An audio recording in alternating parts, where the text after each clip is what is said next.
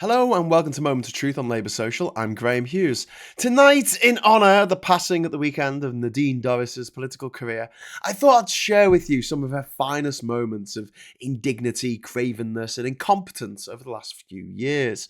She was a massive Brexiter, which made it a little confusing when she objected to Theresa May's Brexit deal in early 2019 on the grounds that we'll lose all our representation in the EU. This is a very sad place to be. But unfortunately, the future of the country and our relationship with Europe is at stake. This deal gives us no voice, no votes, no MEPs, no commissioner. That's the Brexit that she literally campaigned for. Nevertheless, Boris Johnson, the apparent love of her life, saw something in her that made him want to make her his Minister of State for Patient Safety, Suicide Prevention and Mental Health. Let's be frank, he saw in her undying and slightly unhinged devotion.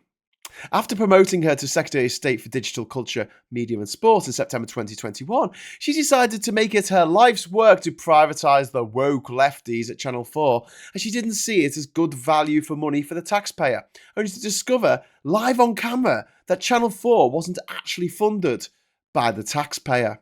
I would argue that to say that just because Channel 4 has been established as a public service broadcaster and just because it's in receipt of public money, we should never kind of audit the future of Channel 4 and we should never evaluate how Channel 4 looks in the future and whether or not it's a sustainable and viable model. It's quite right that the government should do that. But Channel 4 is not like the BBC. It's not in receipt of licence fee money. It makes its money from commercial operations. And so, although it's, Some have said that her fondness for Boris Johnson is only matched by her fondness for alcohol. I'm not saying anything, but she did give this interview in the lobby of the Palace of Westminster in early February 2022. How do you feel about the fact that there's a problem with leadership in Number 10 in the Cabinet Office that led to these gatherings taking place? Well, the leadership Sue was referring to was not necessarily always the Prime Minister's leadership, but of course he has taken responsibility for everything that happened in Number 10. And Sue Gray has made some really good recommendations which the Prime Minister has committed to both follow through and implement immediately without waiting for the Met investigation or without waiting for further details of a fuller report. So that's what he's going to do. He's going to implement the recommendations, and that's the right thing to do because that is leadership. And this one. Nadine Dorries, thanks very much for being with us. I mean, it is a short report. It's an incomplete report, as we've just been hearing, but it's in its own way, it's pretty damning. I just heard Sam's report, and as someone who has the greatest of respect for Sam, can I just say that a lot of what he's just said in that report was pure fiction and guesswork, particularly around... Well, hold on a second. He was quoting... hold on, Nadine Dorries, hold on. He was quoting from the report. They were in yellow in his graphics. It does not say in Sue Gray's report that she does not trust the Prime Minister with the documents and so is therefore locking them in a safe. That is not in the report. That is conjecture. But she's not letting him, giving him access to those documents, is she? That is right and proper. And this one. I mean, the truth is you would support him no matter what, wouldn't you? I mean, there are no circumstances under which you would say enough's enough. Do you want to ask me a serious question? Well, are there? I mean, you know, what would it take? Look, I'm not going to, I'm not going to talk about hypothetical conclusions from the future. I'm going to wait for the Met to finish their investigation and then let's talk again. Nadine Dorries, thank you very much indeed. I'll look forward to it. So, what would it take? Has he failed in any way in delivering for the country? No, he hasn't. And I really wish that people who, for various reasons of their own, whether they're Remainers or those who never wanted him to be Prime Minister in the first place, or those who think they've been passed over for ministerial jobs that they should have had, I just wish those people would look at what he's delivering for the UK and get behind the Prime Minister. We all should be doing that. You cannot imagine withdrawing your support under any circumstances. If he went out and, kicked a dog, I'd probably withdraw my support for him. But no. Come on, Nadine. He's totally the type to kick a dog. But in case she hadn't come across as quite unhinged enough, she went on to give this car crash interview to the BBC in a loft filled with empty bookshelves. Have you spoken to the Prime Minister recently in the last 24 hours? Why? Why are you asking me that question? I'd like to know. We've communicated. I'm really confused. Is that a difficult question? I'm just asking if you've spoken to the Prime Minister in the last 24 hours. We have communicated. Okay. What has he communicated to you? Well, I'm not going to tell you the extent of my communications with the Prime Minister. I mean, I've answered your question. We have communicated. What is your next question? What's his mood? I'd say his mood was very positive, extremely positive. I mean, onwards is one of his favourite expressions. I think he's very positive.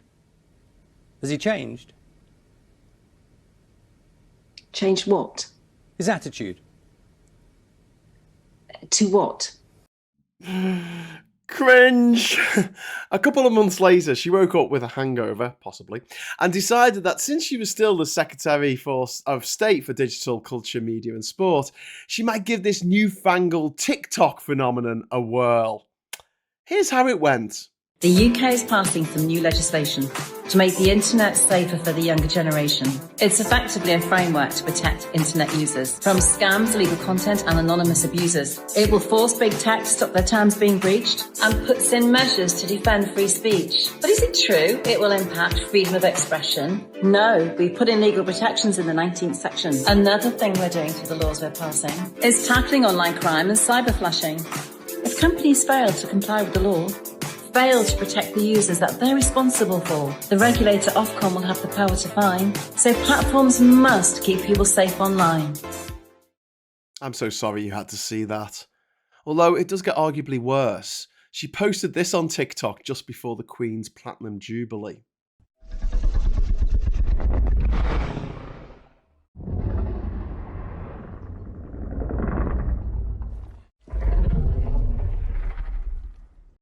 Happy nightmares, kids! 1 month later, Boris Johnson announced his resignation, but actually wouldn't resign for a couple of months. Sound familiar? And Mad Nads knew that it was just a matter of time before her ticket was punched.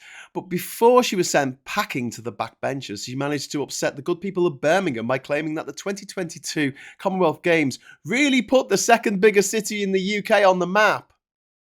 And then she went on to upset the good people of Glasgow when she said this. The thousands of volunteers that we have working here and the buzz which is in this city today. There's been nothing as big as this in this country since 2012 in the Olympics. Yeah, forgetting, of course, that Glasgow held the Commonwealth Games in 2014. And that Glasgow is, actually in the UK. Anyway, not even a Prime Minister as incompetent as Liz Truss would stand for her incompetence, so she was unceremoniously sacked as Secretary of State for Digital, Culture, Media and Sport in September 2022. And as the £86,584 a year plus expenses, that is the annual salary of an MP, wasn't enough for her expensive taste, she got a job on Murdoch's Talk TV. It went as well as you could imagine. Welcome to Piers Morgan Uncensored. Coming up on tonight's programme, for a change, a man who is going to clear up a woman's mess. That's Rishi Svar as he enters number 10.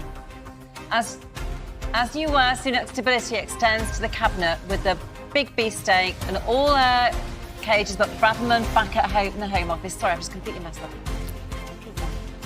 They're in our studio and we've risked them for a clue. Stick around for Just Stop Oil live. Then all went quiet on the Dorries front until a rumour started to swirl that she'd be named on disgraced former Prime Minister Boris Johnson's disgraceful resignation honours list.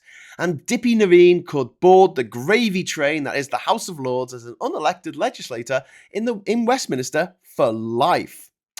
When all that she had was Honest Johnson's word to go on, she seemed quite laid back about the whole thing. You still expecting to get a peerage? So I've never officially been told that is happening. Everybody else... Not officially. But the only thing I've seen is a leak to a newspaper. So I don't expect anything in this life, Laura. I'll just take whatever comes my way. Bothered? Not bothered. I'm happy either way. Yeah, right. When her name didn't appear on the list, but a 29-year-old done-nothing Charlotte Owen was, she well and truly spat her dummy out of the pram and announced her immediate resignation as the Tory MP for Mid-Bedfordshire. Immediate as in 81 days later. Enough time for Phileas Fogg to complete his journey around the world without flying and pop over to Paris for a spot of brunch. Tory hopes that she will go quietly into that good night with Dash as she published her resignation letter from behind a paywall and then went back on Murdoch's Talk TV, not only saying that she thinks the Tories are going to lose the next election, but also refusing to say whether she would even vote for them in the next election. Let me ask you directly, can the Tories win the next election with Rishi Sunak as leader? I have to say my answer to that question is no. I don't think so. I think it's very, very unlikely. And would you vote for Rishi Sunak's Conservatives at the next election? You're asking me a question I don't want to answer. Well, there you have it, boys and girls. Nadine Dorries, former MP. She was the worst of us. She was the worst of us. And I would like this to be the last time we ever have to see a gormless visage ever again. But sadly, that might not be the case, as she's got a book coming out. Oh joy. But for the moment, let's celebrate the good news that this terrible, terrible human being is no longer an elected representative of the good people of the United Kingdom of Great Britain and Northern Ireland. That's right, Nadine. Off you jolly well fuck.